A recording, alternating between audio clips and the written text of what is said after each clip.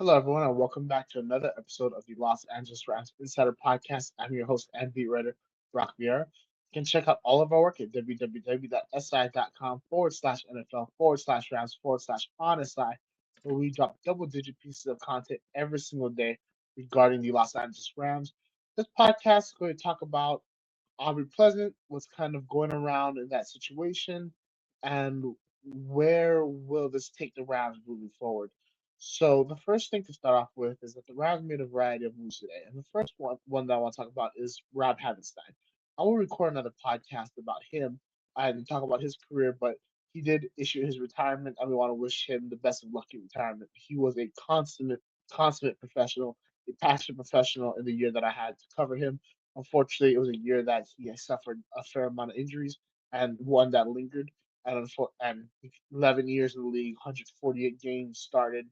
You know, it wears and tears, but phenomenal career, a pillar of the franchise, one of the final St. Louis Rams to play for the organization, and he is the final St. Louis Ram to ever take an offensive snap for the Rams. Of course, joining Aaron Donald on the defense side.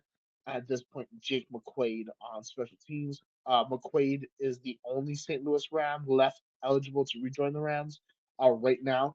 Johnny Hecker is still in the league, and those two, I believe, are the final St. Louis Rams. So just want to wish Rob the best in retirement. Moving forward to Aubrey Pleasant and what's kind of happening around the organization right now.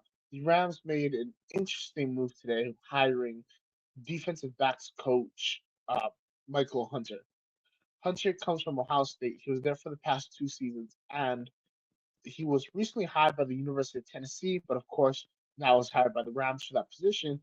And I just want to address what this could mean. So last season, the defensive backs coach was essentially Aubrey Pleasant, who's the Rams' assistant head coach and also passing game coordinator. He works closely with Chris Shula, designing the coverages that are going to match with the pass rush packages that, of course, Shula likes to install. Pleasant was interviewed for the Chargers. He interviewed for the Chargers DC job. He interviewed for the Cardinals job and also the Browns job. Cardinals and Browns job are open. The Chargers is not.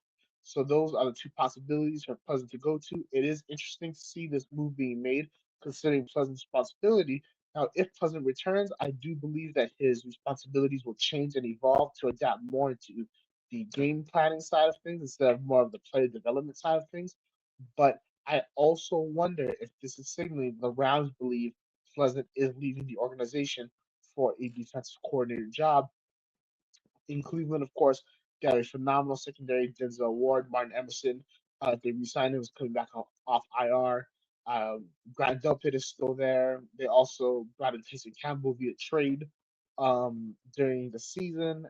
And then you also have Miles Garrett, who just won Defensive Player of the Year, set the single season NFL sack record, reset it. So a lot of possibilities in Cleveland. It will be interesting to see if they switch, how they switch up and do certain things defensively if Pleasant gets that job, but it's a very intriguing situation if you are a defensive mind. And then, of course, in Arizona, there's a lot of talent across the board on that defense, but most importantly, there is the familiarity with the head coach and Mike LaFleur. LaFleur, of course, was the Rams offensive coordinator from 2023 all the way to 2025. And then Pleasant, of course, Rams assistant head coach. So, of course, they work together very closely over these past couple of years. What's also interesting is that Hunter comes from Ohio State, as mentioned. Ohio State has several defensive back candidates that the Rams could be interested in. Of course, Caleb Downs being the major one. It will be interesting to see how interested the Rams are, considering that Downs would likely take a high pick to select. And of course, you do wonder how they're going to pair him with Quentin Lake and Cam Kitchens. And if that means they're just going to play him in the Cam Curl role, where he can alternate playing closer to the line of scrimmage, playing deep, or if they want to expand on the Jalen McCullough role, maybe perhaps have more dime packages, perhaps move Lake from his spot at slot corner into linebacker to replace Omar Speights in certain formations. Very different things you can do. And then you also have Davidson Igbinosun, another candidate for the Rams, depending if they want to take a risk on him. Of course, I believe he's coming off injury, so there's a lot in play with this move. And then you have to wonder, of course, Pleasant has had such a positive impact on the Rams defensive backroom, Cam Crow especially. And then you also have to account for Emmanuel Forbes as well. Pleasant was massive in his turnaround. Are you ready to lose that type of brain power? Is there a possibility to make him possibly defensive coordinator in waiting? Because the general consensus is that Chris Shula will be a head coach next season. The job just didn't work out for him because realistically, we all kind of expected a Pittsburgh job, but then they went with a hometown hire. So it was a whole thing. It will be interesting to see how that plays out, and then if the Rams do have to replace him, is Hunter good enough to replace straight up? Who's going to take that assistant head coach role?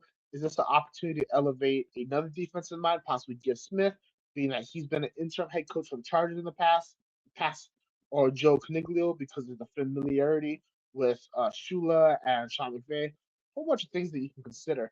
But when you talk about the possibility of losing Pleasant and how that's become so much more of a realistic reality with the days passing, the domino effects are going to start to be felt across the coaching staff. It's also we have to wait to see who's going to be the offensive coordinator. Rams did hire Cliff Kingsbury, but not in that role, as it hasn't been reported like that yet. It's believed she'll be a senior defensive analyst. How's that going to shape out as well, especially when it comes to that vacant assistant head coaching spot? A lot to see, a lot to talk about, but this has been the Los Angeles Rams Insider Podcast. We'll catch y'all next time. Take care.